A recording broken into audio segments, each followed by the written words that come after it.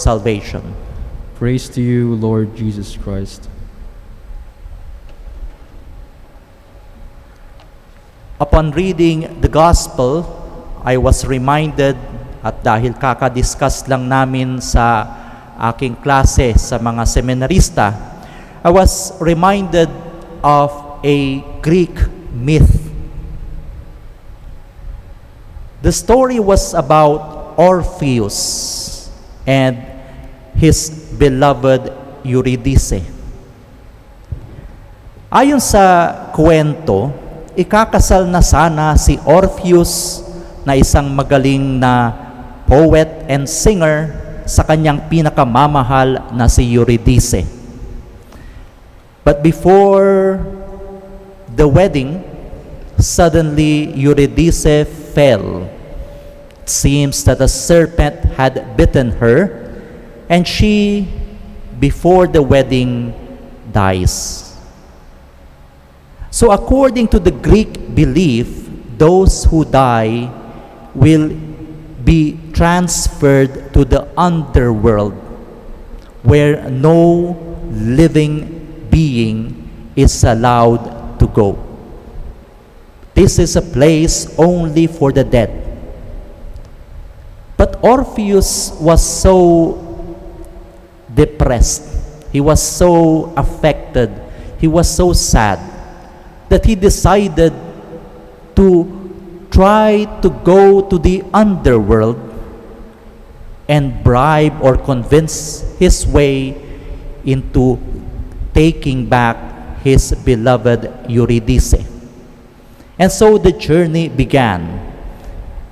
In the gates of the underworld was a three-headed dog. Orpheus played his harp, and it was so beautiful that the dog did not do anything. Once you are inside, you need to cross a ferry, at si kamatayan mismo, dahil sa ganda ng tugtog ni Orpheus, dinala si Orpheus across. And there across, Orpheus met the king of the underworld, Hades. And Orpheus, before speaking, once again began to play his music. And the music was so beautiful that everything in the underworld stopped to listen.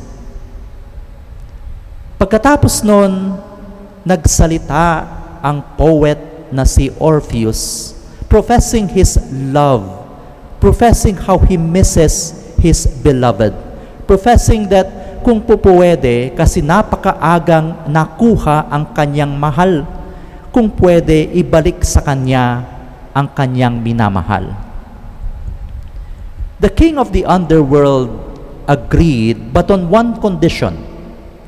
Mauuna si Orpheus pabalik sa mundo ng mga buhay at pasusunurin sa kanya ang kanyang pinakamamahal na si Eurydice.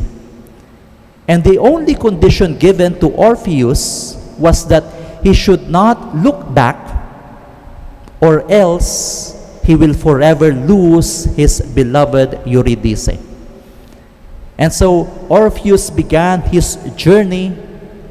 He was so tempted to make sure that Eurydice was following behind him. Pero nalabanan niya ang temptation until he was already at the gates papalabas sa underworld. At hindi niya matiis, tumingin siya pabalik. Nandun ang kanyang pinakamamahal, pero dahil tumingin siya pabalik, then Eurydice was taken back, never to return to the land of the living. This, we can argue, is Greek mythology. Ang kamalayan ng mga Grego ang pinakasikat nung panahon ni Jesus. Although they were conquered by the Roman Empire, the intelligence of the Greeks prevailed even during that time. Sa mga Hudyo, There is a belief, not similar, but somehow the same. According to the Jews, which we follow, paradise from the sin of Adam and Eve was forever lost. Adam and Eve and all of humanity were sent away from paradise, and we could no longer go back to that beautiful place. So sa mga Hudyo, ang pagpasok sa kalangitan ay hindi na po pwede. Sa mga Griego, ang paglabas sa kamatayan ay hindi na po pwede. This may be mythology, this may be religion, but it shows to us human anguish at the face of death. We are helpless. We are powerless. We simply submit to this power that we cannot stop. Until in our faith we believe that God so loved the world that He gave us His only Son. And Jesus likewise was confronted with death. Una, tinanong ni Poncio Pilato, sino ang gusto niyong pakawalan? Si Jesus na walang sala o yung mamamatay tao na si Barabas? The people chose death. And when Jesus was crucified in the cross, He was put side by side with murderers or sinners. So sa tabi ng kasalanan, sa tabi ng kamatayan, nilagay ang ating Panginoon, at hindi natapos dyan, siya mismo ay namatay. Death tried to take everything, even the Son of God. But by the love of God, by the power of God, by the glory of God, Jesus, after 3 days, conquered death. He rose again to life. And unlike Orpheus, who went out of the place of the dead without being able to bring his beloved Euripides out, Jesus, when He rose from the dead, and now I am combining Greek and Jewish mythology or Jewish stories, Jesus, in rising from the dead, opens the gates of heaven for us. So sa ating pananampalataya, ang kwento ng tao hindi nagagapi, hindi natatapos, hindi natatalo sa kamatayan lamang. Our proclamation is Easter. Our proclamation is resurrection. Our resilience is the victory of Christ that has won for us new dignity, that has brought to us that identity of being sons and daughters of the Father. This is our proclamation, and this, despite the pandemic that is going on, continues to be our proclamation. Paano, Father? Look around us. I will go to the example, beautiful example, itong mga umuusbong na community pantry. Yung kanilang simpleng prinsipyo, maglagay ayon sa iyong kakayahan, kumuha ayon sa iyong pangangailangan. In the middle of death, in the middle of a raging virus, in the middle of fear, in the middle of darkness, uncertainty, lumilitaw pa rin ang kabutihan ng mga tao at pagmamahal ng tao sa isa't isa. Just yesterday, we had a funeral Zoom Mass for Sister Cecilia, who died 70 plus years old, a very good educator, to the very end. She was educating children.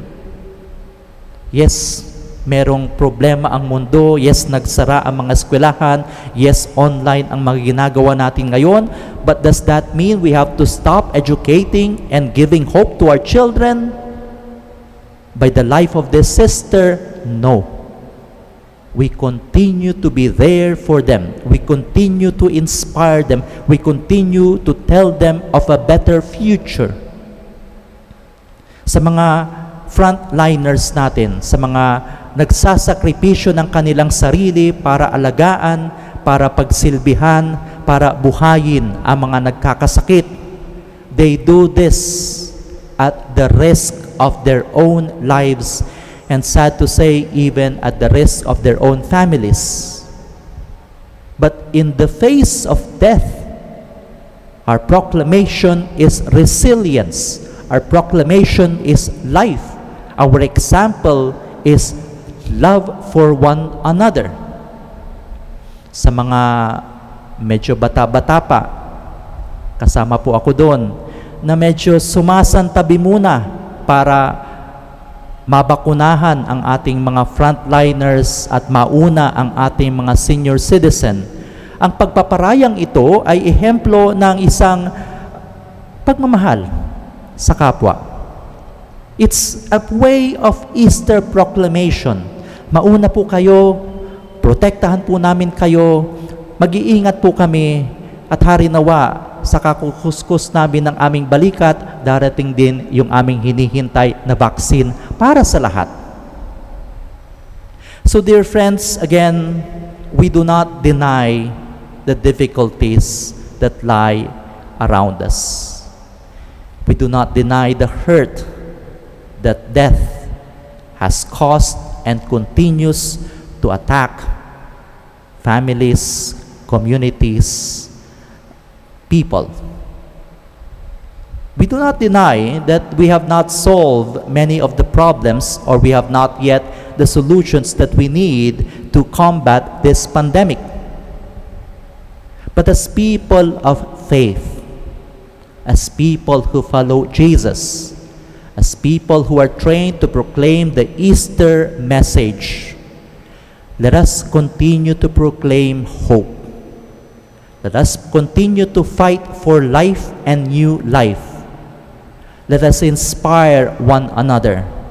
At katulad ng mga tumutulong sa mga community pantries, let us try to do what we can to be of help to one another, to protect one another, to try to save one another, to weather through this storm. Again, ang proclamation natin, Easter, pagkabuhay, pag-asa, at liwanag. Nakakatakot ang kamatayan, nakakapanlumo ang sakit, but let that not defeat our community spirit. We have to proclaim light. We have to proclaim hope. We have to be there for each other. Hindi natin magagawa lahat, pero sa ating munting pamamaraan, meron tayong magagawa para sa isa't isa. This is an Easter proclamation. This is an Easter mandate from our